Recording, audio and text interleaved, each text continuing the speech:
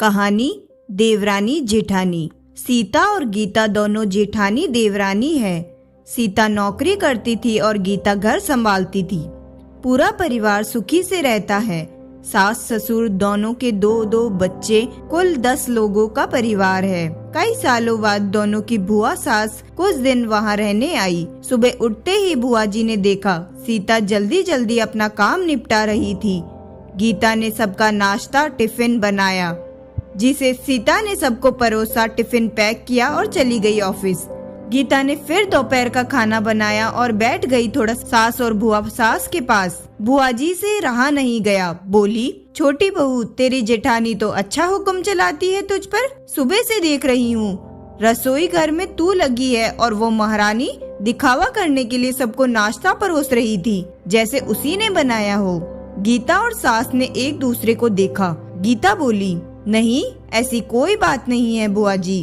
बुआ जी बोली, तू भोली है पर मैं सब समझती हूँ। गीता से अब रहा नहीं गया और बोली, बुआ जी आपको सीता दीदी का बाकी सबको नाश्ता परोसना दिखा, शायद ये नहीं दिखा कि उन्होंने मुझे भी सबके साथ नाश्ता करवाया।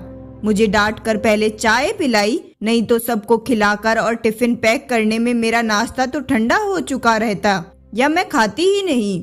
दीदी सुबह उठकर मंदिर की सफाई करके फूल सजाकर रखती है तो मम्मी जी को पूजा करने में अच्छा लगता है।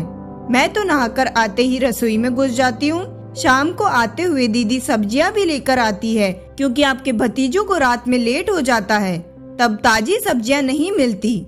ऑफिस में कितनी मेहनत करनी पड़ती है। फिर ऑफिस से काम करके आकर रात को खाना बनाने में मेरी मदद करती है। वो मेरी जेठानी नहीं, मेरी बड़ी बहन है।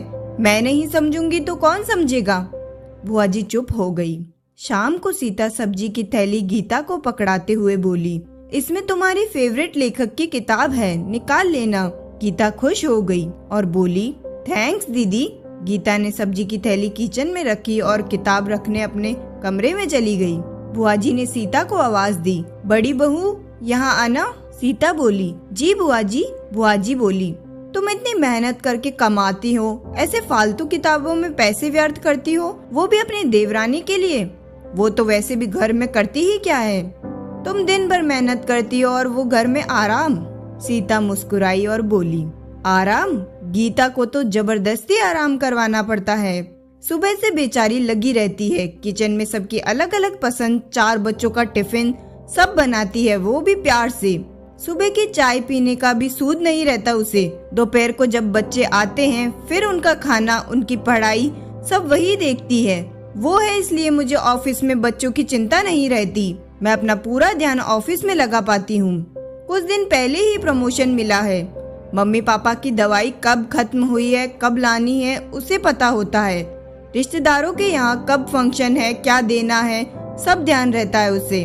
घर संभालना कोई छोटी बात नहीं है। मेहमानों के आव भगत बिना किसी शिकायत के करती है। उसे बस पढ़ने का शौक है। फिर मैं अपनी छोटी बहन की छोटी सी इच्छा पूरी नहीं करूंगी तो कौन करेगा। बुआ जी की बोलती फिर बंद हो गई। सीता वहाँ से उठकर चली गई।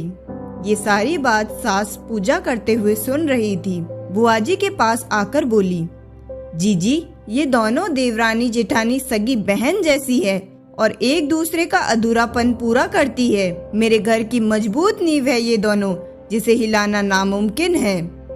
ऐसी बातें तो कई लोगों ने दोनों को पढ़ाना चाहिए, पर मजाल है दोनों ने सामने वाले की बोलती बंद न की हो। और सास मुस्कुरा दी। बुआ जी की बोलती अब पूरी तरह बंद हो गई। देवरानी जेठानी का रिश्ता होता ही ऐसा है। मायके से ससुराल में आने के बाद कोई परेशानी आने पर दोस्त समझकर जिसे अपना पूरा हाल समझाए, वह देवरानी जेठानी होती है। देवरानी जेठानी के बहुत सुने हैं ताने, मगर इन दोनों देवरानी जेठानी के रिश्ते को सब जाने। अगर यह कहानी आपको पसंद आए तो वीडियो को लाइक करें और चैनल को सब्सक्राइब जरूर करें। धन्यवाद।